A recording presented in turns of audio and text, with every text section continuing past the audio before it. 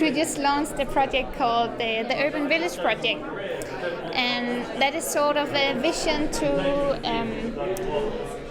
combine sustainability, livability and affordability into one integrated solution. We believe co-living is about sharing much more than just space. It's about sharing finance, sharing everything you need for living. Olio is a food sharing app. That means that people can upload food which they have in their home, which they're not going to eat, put it on the app, and then people who live locally to their home can request the food for free via the app.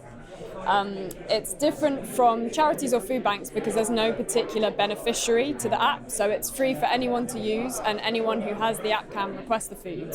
What we look to do is marry three things. One, bring in local people and work with local people, use them to be able to create local impact, and then importantly from our end, which enables us to leverage other opportunities, is actually create a profit off the back of that.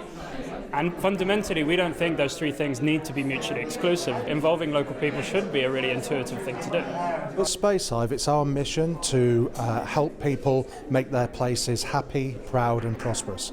And we do that by giving them a greater say in how they transform their local spaces and do things that bring their communities together. This is about empowering the whole of a neighbourhood, the whole of a community, to come forward with an idea that they think will better that local place. That could be right on their doorstep, it could be something in their town centre, but it's a very, very localised idea that will come forward from citizens or community groups or organisations within that locality.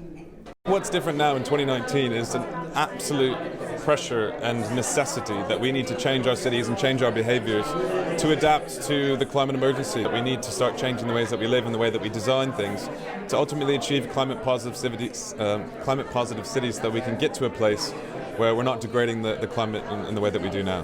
What can we do, when we're having these conversations with whether it's our local councils or our clients, we have to realise we have a responsibility as well to drive things that actually foster social cohesion and interaction. That's what we need to take into our jobs and our lives.